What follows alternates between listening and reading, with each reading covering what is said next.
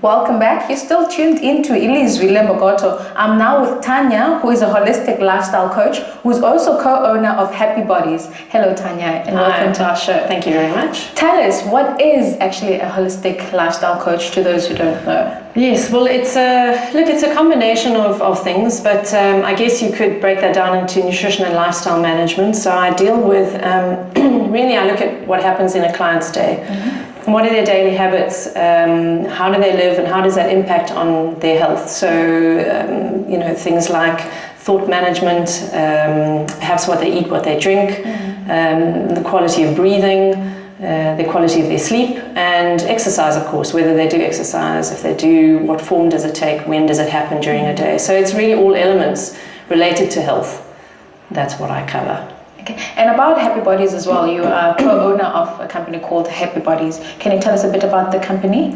Yeah, the Happy Body is a nutrition, exercise and lifestyle coaching company. So there are two of us. I'm involved. My side really is the nutrition and lifestyle management side. My partner Stuart Dickey runs the exercise side of things. So he does a lot of work around, his big thing is he's a movement specialist. So really anything relating to the physical body, whether it's injuries or sports conditioning or just your average person looking to improve postural function. So we try and cover everything. Very interesting. I hope you will be able to cover for him, because I will be asking you about exercise as well. With pleasure. Can you please tell us how important is it? How important actually is a daily diet? Like how you look at the way you eat and everything? Really, really important actually. I've been working with a lot of people who, there seems to be a misconception that exercise is more important. That if you kind of eat whatever you like, but if you go to exercise and gym maybe an hour a day, you can offset the diet. So it's actually important to combine the two? It's important to combine the two, but actually it's the reverse. So I would say diet is 80% of looking and feeling good, and 20% of that is exercise. So my feeling is that diet really needs to be focused on. I think many people are ill-informed, certainly not making choices that they make just because they don't necessarily feel like making healthy choices. I think there's a lot of perhaps lack of education out there. And it's my job really to educate people about what is ideal and what's not, and how those choices they're making are affecting them. So yes, it's important to do both, of course. There are benefits, huge benefits to both. But diet is pretty much the big part of the pie. There are blood groups and stuff like that. Is it important to look at your blood group, the kind of diet that you focus on, or should you just eat healthy at all times? What should you minimize in your daily diet? Okay, it's a good question relating to the blood groups, because obviously there is the blood group diet that's made the rounds. I think what's important for me to say up front is that everyone is very different. We all have different biochemistry, so we require different foods in our diets. I'm very different to you. Your system is different to the next person. So although today we're probably going to talk about some generalized tips and hints, it is important that people understand that they are very different biochemically. So, and that's why I actually work with a system called metabolic typing. So when I do see clients, I'm able to understand what their biochemistry requires in terms of foods, and then we can get really, really personalized with that and be very successful with that, because we're applying stuff that is important for their particular systems. I'm trying to think of the last part of that. You had a lot of questions in that one question, so give me the last part of that. Sorry. I asked about the blood group, and should one stick to their blood group diet at all times? No. Okay, blood is one of 13 different systems or fundamental sort of homeostatic systems that determine health. So I tend not to use it as a way of deciding exactly what one should and shouldn't eat. I prefer to work with metabolic typing because it actually covers 3 or 4 of those systems, of those 13. The blood group diet, as with the Atkins diet, as with the South Beach diet or the Dukan diet, and there's a whole lot of them out there, those will work for some people and they won't work for others. So it's a matter of maybe trial and error, but we could get smarter than that and just give some basic ideas around what would be ideal and what's not ideal. So how does a diet affect your health? Well, if you think about the fact that we have billions of cells in our bodies and they require certain nutrients in order to maintain function and life. we have to provide them with those nutrients over time in order for them to actually work and operate and keep us alive.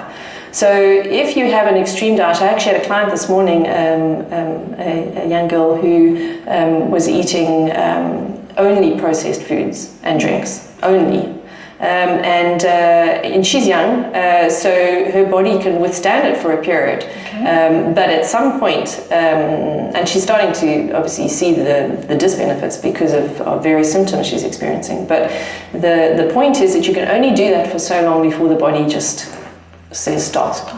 And we'll show you in a number of different ways. It will be different for every person. But it's kind of like rolling up to a petrol station or a garage, should I say, and asking the attendant to fill your diesel engine with petrol, and not putting oil in when you need to, and not filling up with water. Eventually your car's going to stop. You can't put the wrong fuel in day after day after day and expect this engine we have to go. And in fact, people take far better care of their cars than they often do of their bodies, which is quite amazing if you think how long we last. Cars don't last nearly as long as we do. And they're not, obviously there's an expense incurred with cars, but we have to think about it in terms of our health, our long-term health, and medical costs ultimately. Okay. Having mentioned that people, there was a person that you met that sticks only to processed food. What about vegetarians? They eat fruits and veggies only. Isn't meat important as well, and all those other foods that they avoid? Yes, I thank you for that question. That's a great one, because I'm often told I'm anti-vegetarians, and I'm absolutely not. I actually was vegetarian for 10 years. I think, again, we go back to the biochemistry. Can your system manage vegetarianism? Is it designed to work well without what meat brings?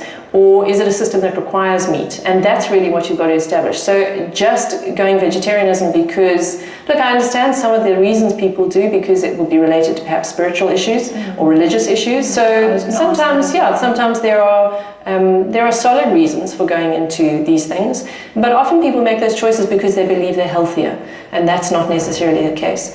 Again, it depends on your biochemistry. If genetically you're designed for managing proteins and fats better, like European descendants, us whiteys, we can't really do without the fat and the meat, to be perfectly honest, system-wise, Now, Africans, Indians can tend to do better on a more vegetarian diet, but I would still say, it's vice versa, looking at it. Sometimes, and again, everyone brings a sort of slightly different diet to the table. But having said what I did, the research shows that not one vegetarian tribe ever existed on this earth.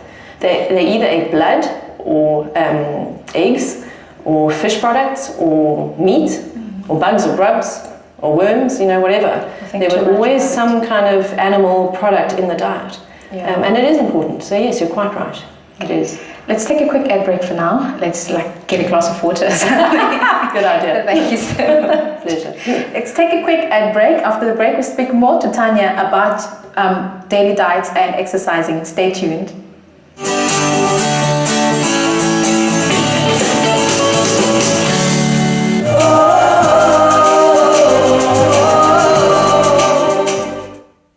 When Africa sings, we listen. When she dances, we watch in awe. And when she plays her favorite game, the fields light up with her dazzling color. To Cape Verde.